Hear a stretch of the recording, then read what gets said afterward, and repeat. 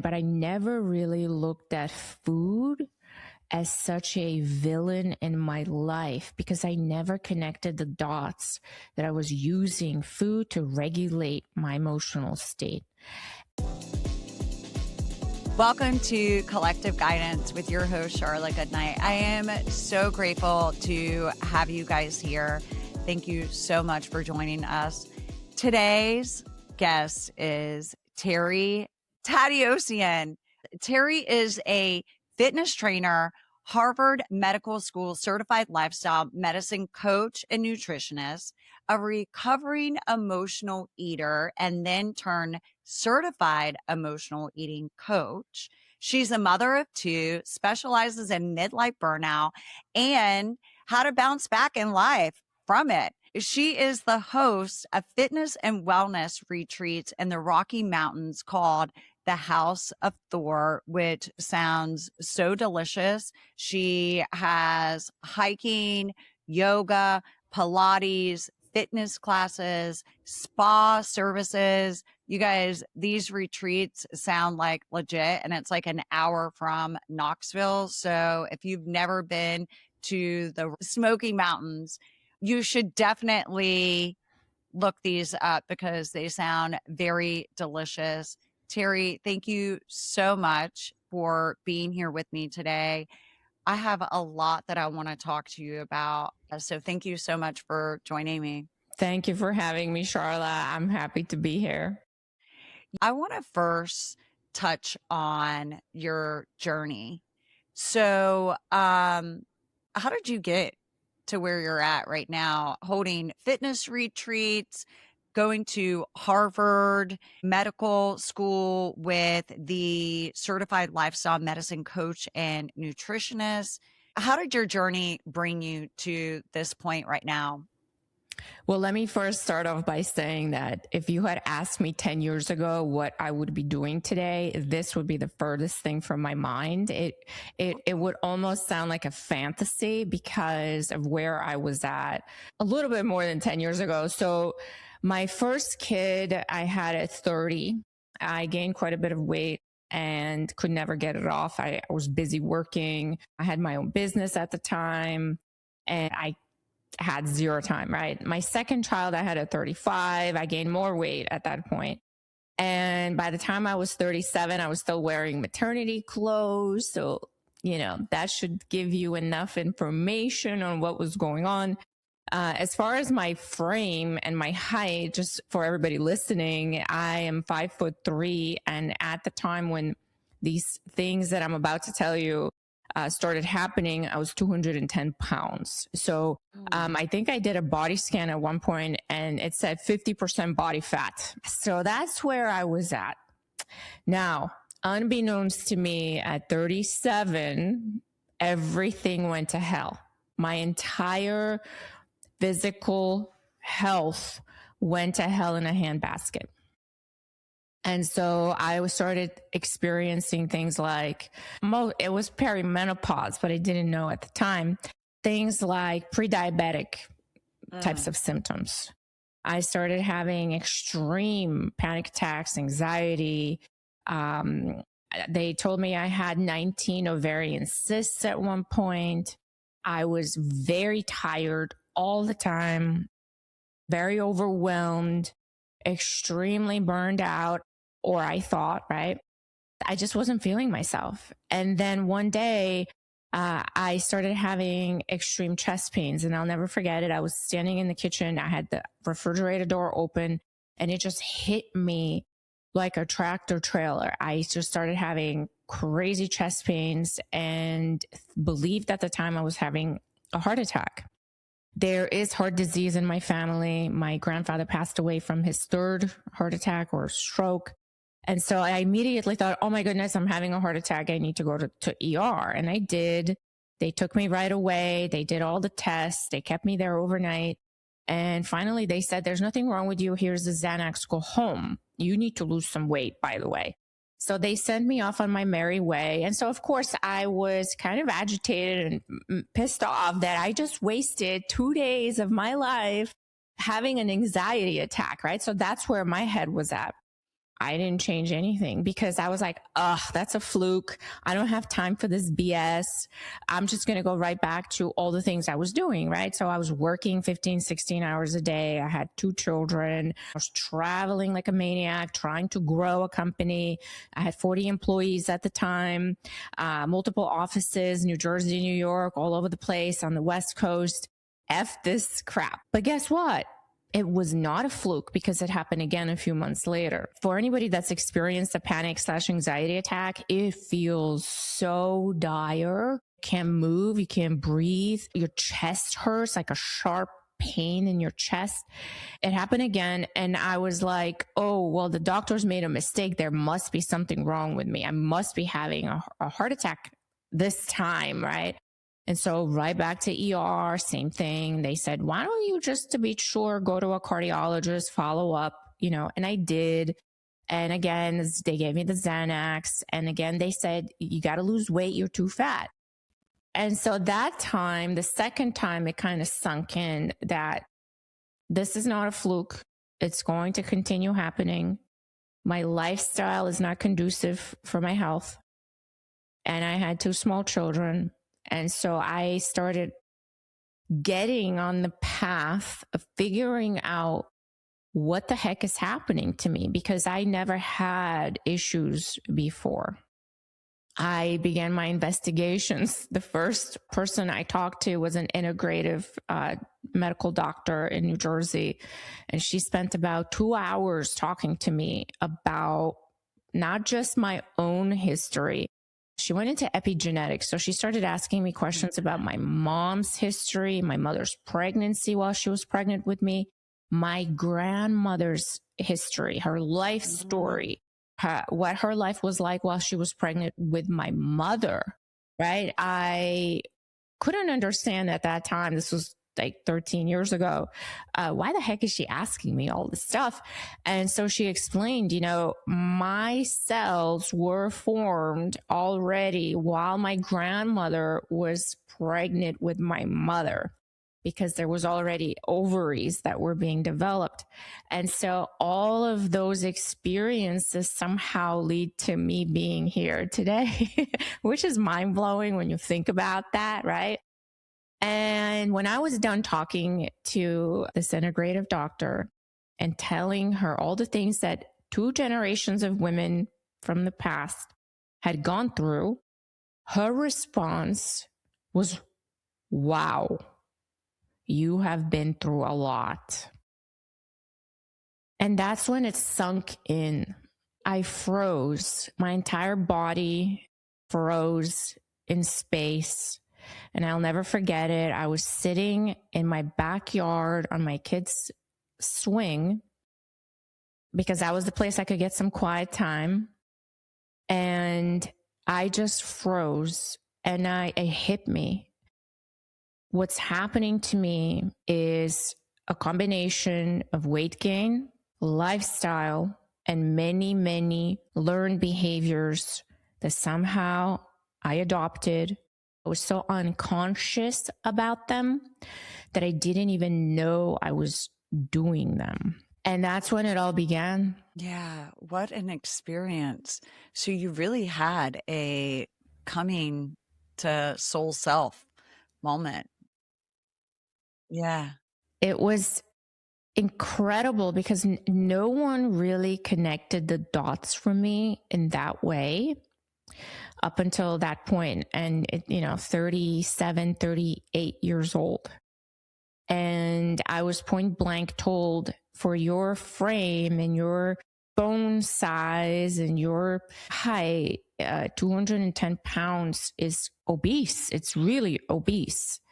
You need to figure this out. Now, the thing that a lot of physicians that I spoke to did not realize back then, because of my age, is that I had entered perimenopause. Right. And so nobody thought of checking my levels and my hormones. Yeah, and your any hormones. of these things. Yeah. Yeah. It's so funny you say that because at like around 35 or 37, I had never sweated before. And I had been a fitness trainer since I was 18, been working out since I was 13, never sweated before. And I started sweating then. And because your hormones shift. So you found this out. And then what were the next steps that you took? Because this was when you were 37, 38. Now you are 49 and you are about to turn 50. So you've been on this journey for 13 years. When did it take you to really embrace the change, take action? What did that action look like? And take us on your journey. You know, you talk about a recovered emotional eater. When did you find out that you were an emotional eater? A really funny story slash joke. I laugh about it now. Okay. But it's not really funny because a lot of women are experiencing this. I didn't know I was in perimenopause until I was in menopause, and I thought I was pregnant. I didn't connect the dots that I was in perimenopause until it was gone. And so because of my age, I was too young, supposedly, right? And so I wasn't treating perimenopause. I had no clue what the heck I was doing in the very beginning. And so I went on this path of, I'm going to try all the diets, right? So all the popular diets that you know about, currently, I looked this up a few months ago. It's pretty funny. There's 30,000 diet books on Amazon. Did you guys know that? I mean, they're ridiculous. Well, I probably did about half of them, right? So I just want you guys to get a good idea of my personality.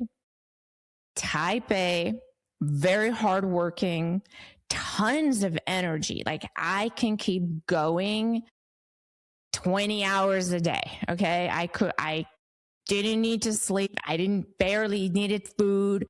I just kept going. Right. So imagine I'm now on this mission of figuring out what the heck's wrong with me and losing weight. Well, guess what? I'm going to go through all the diets. I did the keto, the South Beach, Atkins, fruitarian, one celery stalk a day. It was craziness, right? And none of them worked. So imagine for somebody who is, takes initiative. I've built businesses in the past, multiple businesses. I was very hardworking. I've built companies from scratch. I was very, very on top of my shit. Okay. Except in this department.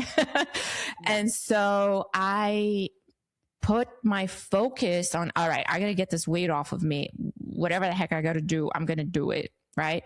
I'm okay with pain. I'm okay with suffering. I'm okay with feeling hungry. I'm okay with all these things. And so I would go diet hopping. Right. And every diet had these claims and all these testimonials of how everybody had this miraculous weight loss and everything went well and blah, blah, blah. So I would hop on each diet. I would lose 30, 40 pounds.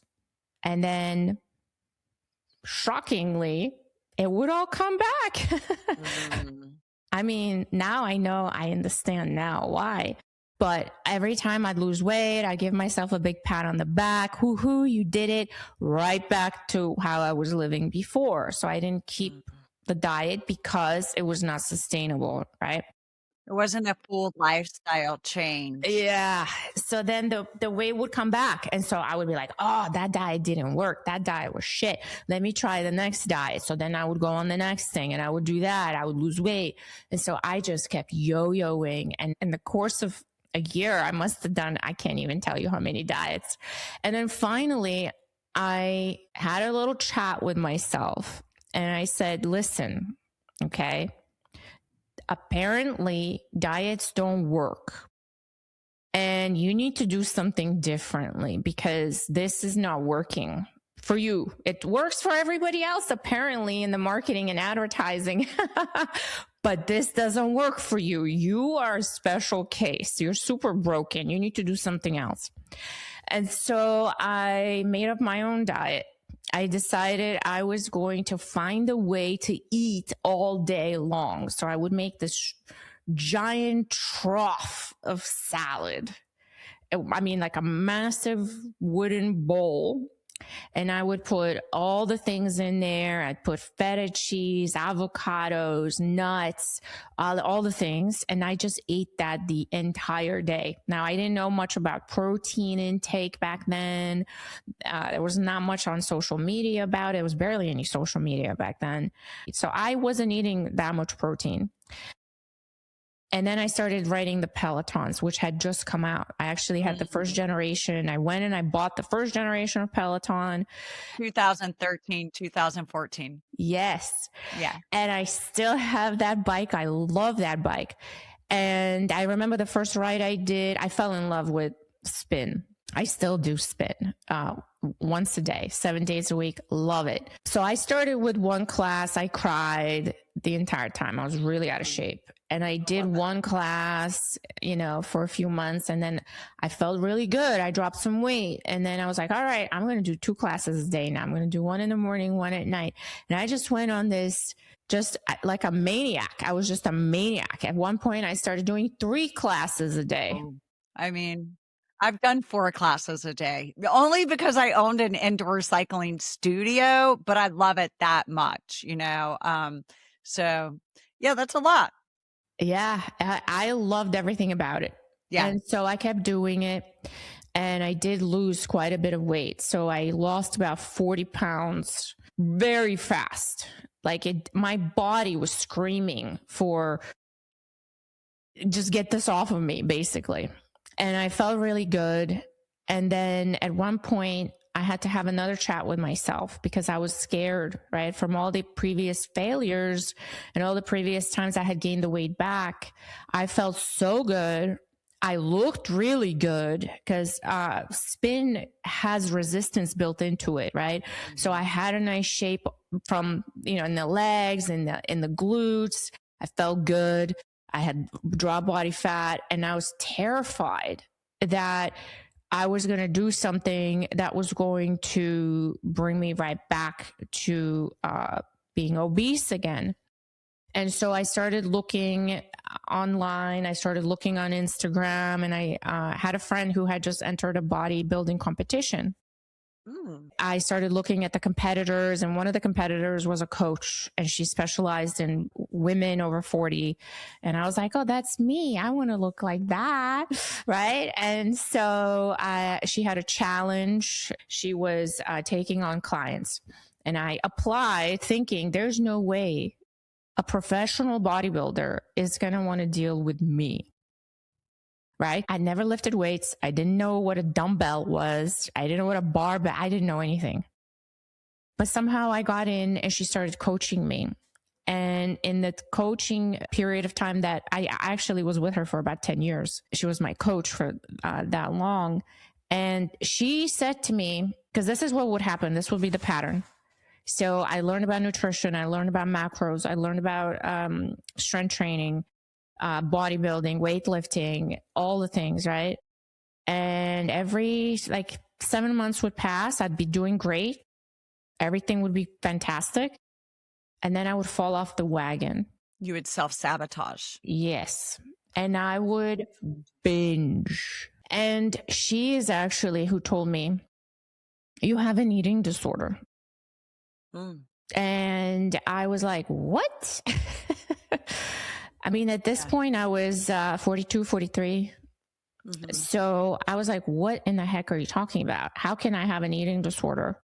This blew my mind. This was another one of those moments where I really had to reflect really hard because the pattern was undeniable, right? Yeah. Could I lose weight? Yes. Could I keep it off? No. Because you would self-sabotage. Something would trigger there that would then make you eat. Yeah. Yes. Yeah. And so there was a history and a pattern of alcohol as well, and just addictive behaviors in general. But I never really looked at food as such a villain in my life because I never connected the dots that I was using food to regulate my emotional state. And so when I started paying attention to when would these flare-ups happen? Because there is a trigger always right before the episode begins. Mm-hmm. Right? Because you can white knuckle yourself for 7, 8 months, however long. and then the dam breaks. Yeah. Right. And so but there's always an event that occurred right before. And it was always some kind of an emotional hit. I would take an emotional hit, something, someone could pass away, or, I'd lose Someone says something, right. or you have an argument with someone. Yes. Yeah. So it always preceded it. And then I started noticing it more and more and more when I would use, essentially, right? Mm-hmm. When I was emotionally triggered in some way and I didn't know how to cope with it. And my nervous system did not have another habit of dealing with that particular event. What's your habit now for your nervous system, to regulate your nervous system? Now I have learned that you never, ever allow your nervous system to reach its maximum capacity. How do you know, though, if your nervous system is getting to that maximum capacity? For me, I start getting agitated over really small things.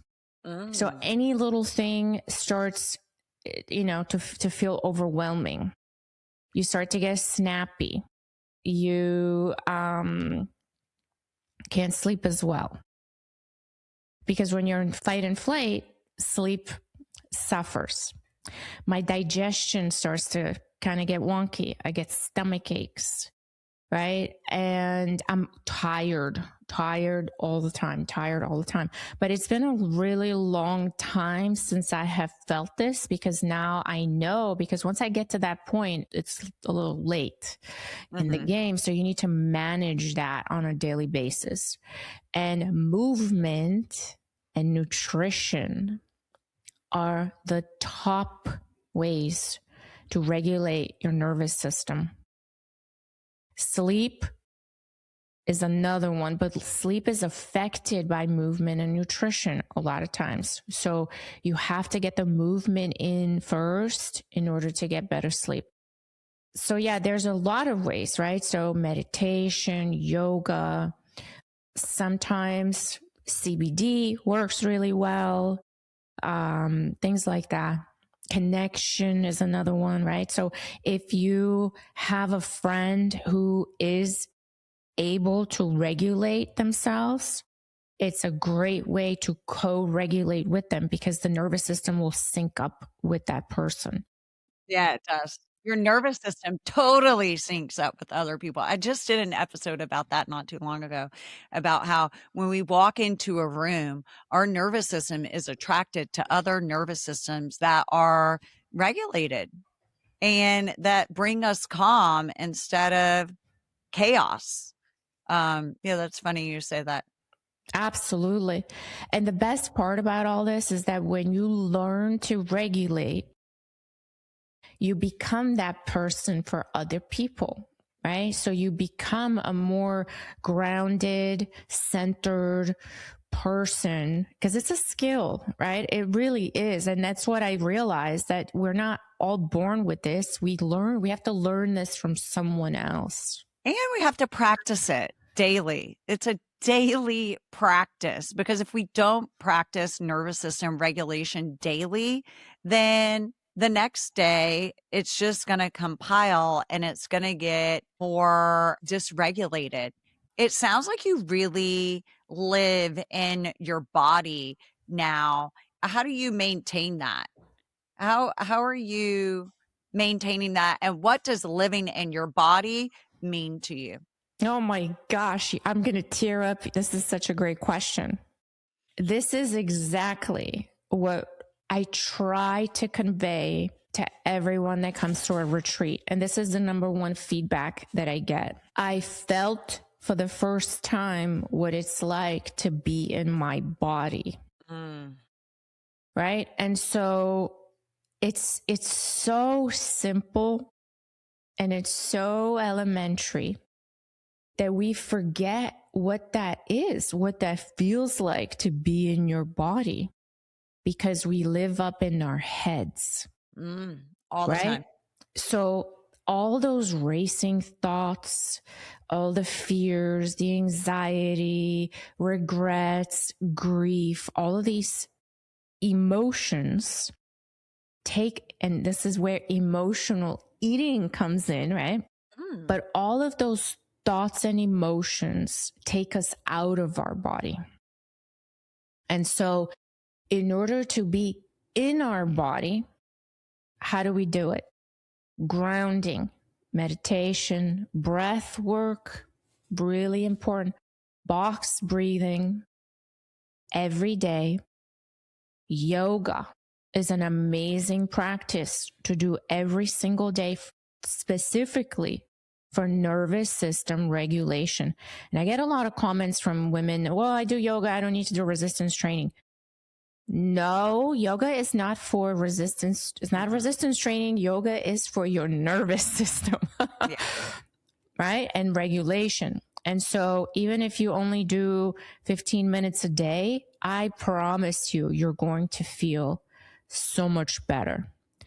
Eating enough food, the right type of food, and providing your body with fuel, because a lot of times we get dysregulated because we're not getting the right nutrition, minerals and vitamins, protein, carbs, fat at all. Like a lot of us are starving, like systemically for years, right? And that obviously causes the body to borrow and steal energy from other systems, right? So when you have systemically been starving yourself for 10 years and you're wondering why the heck can I lose weight and what the heck's wrong with me? It's because your body is so depleted from the fuel that it needs that is borrowing resources from your nervous system, your lymphatic system, your digestive, your sex, all the things, right? So getting the right amount of food. And then over time, working on body recomposition, because fat cells themselves produce hormones and signals and the type of energy that you don't want, right? So if you have a lot of body fat over time, you want to reduce that and increase muscle mass. And how do you do that? Resistance training. Cardio is another one of those things that's been villainized lately, which I cannot understand because cardio is so good for your anxiety. Yeah. The reason why they're villainizing it is because they are seeing that people have put way more emphasis in cardio than they have strength training, because there was a massive push for cardio, heart health. And now they're seeing the data is showing that actually we need muscle mass for longevity. So it's a lot to ask of people to do strength training and cardio. So because of that, we're going to villainize cardio and push strength training on everyone. But really, it's important to have both.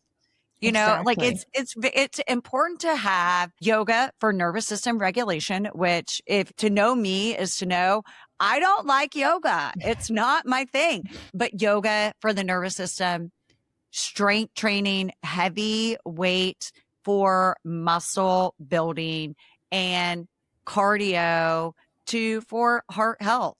But you know, if they're going to get rid of something, get rid of cardio, because you know, you do get your heart rate up if you do great strength training, and it's too much to ask for us to do all three in the week when a lot of people just have a hard time doing one of them because the mental game gets in. Yeah, it has been villainized. And, you know, being a cycling girl and a cycling instructor and cardio instructor for 30 years, I'm kind of like, what are you guys doing?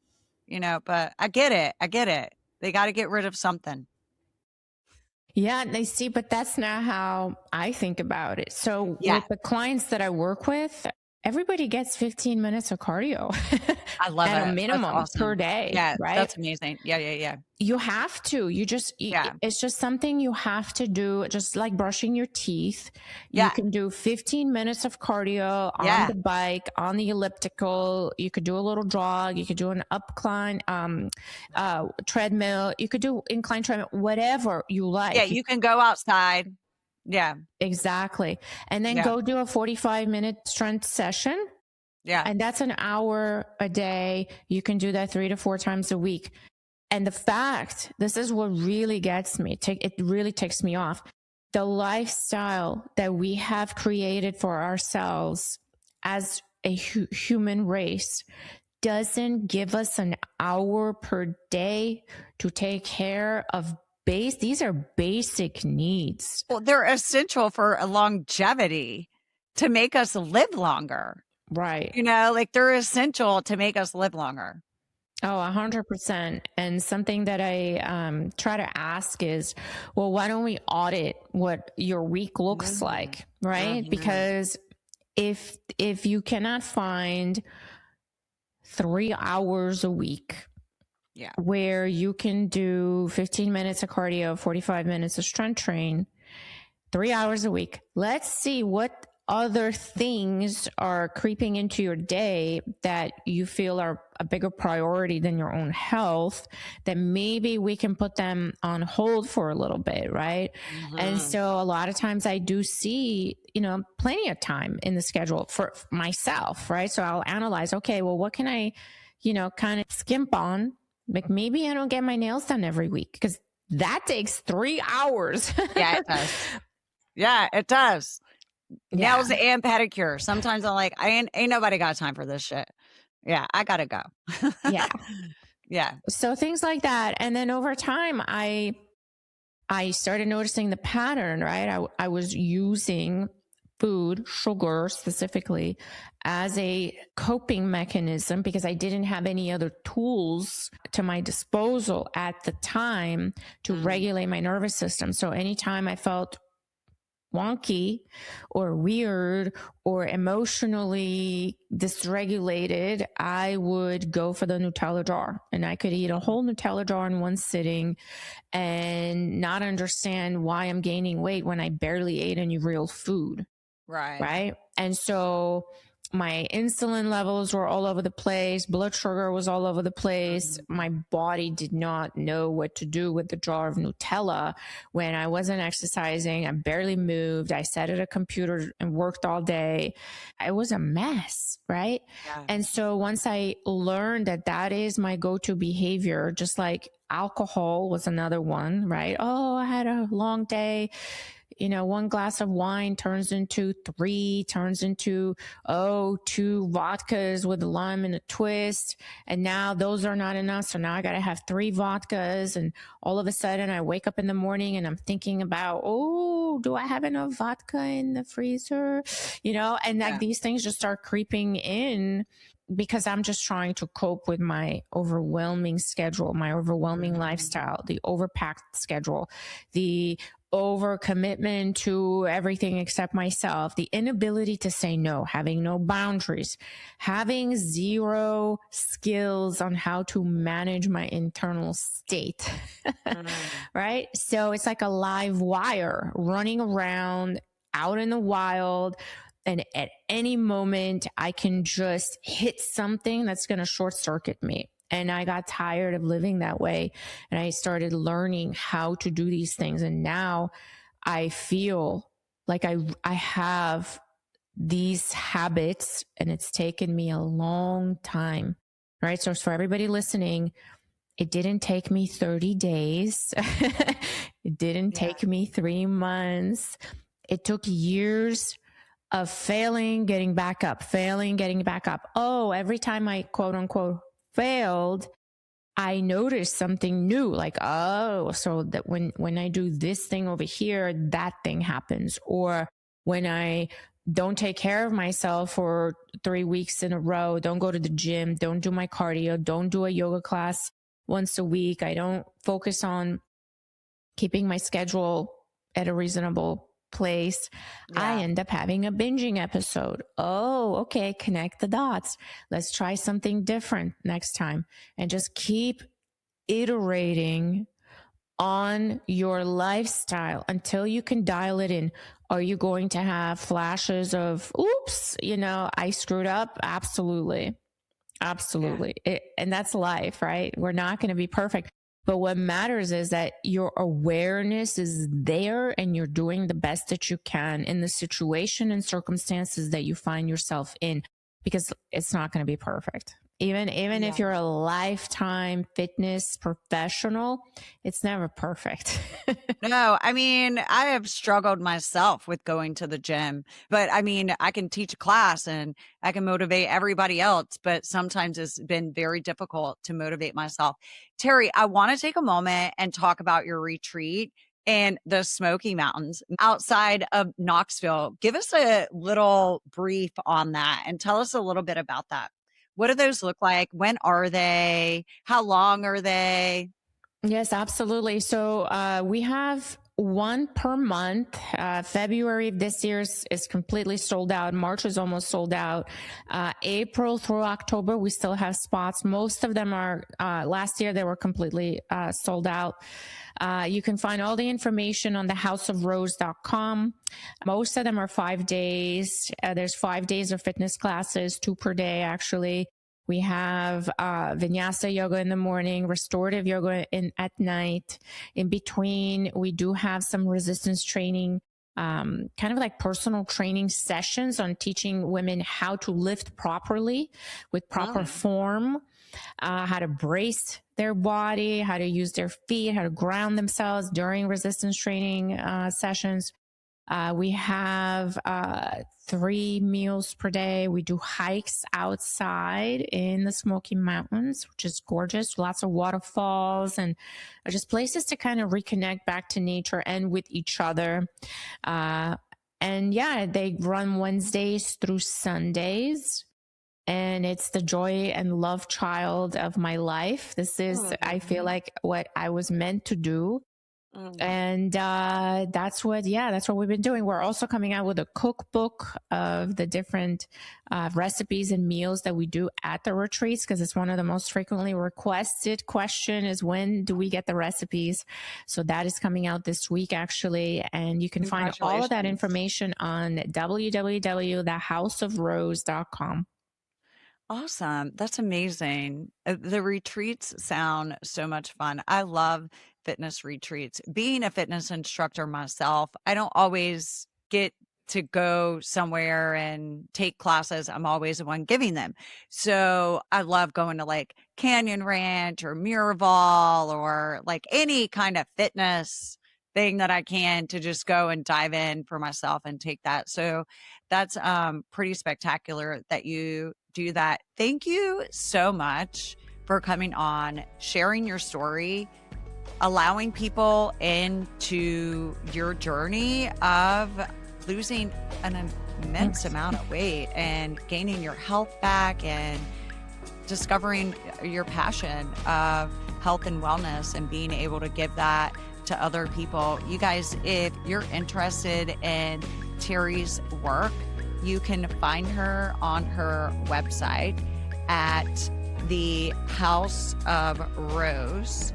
And we will have all of her information in the show notes. And we are so grateful to have you join us today. Thank you so much, Terry. That was really great information. I really appreciate it a lot. Thank you, Charla, for having me. It was my pleasure.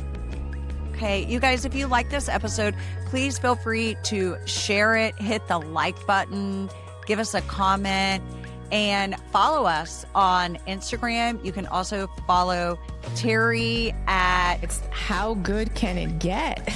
Ooh, how good can it get? It can get really, really good. So her Instagram is How Good Can It Get? Follow her there. Follow us at Collective Guidance Podcast or Charlie Girl 7. And until next time, thank you so much. We are sending you love, devotion, commitment, resilience, and the remembrance that just because you slip up today doesn't mean that you can't start back over tomorrow. So thank you so much for joining us.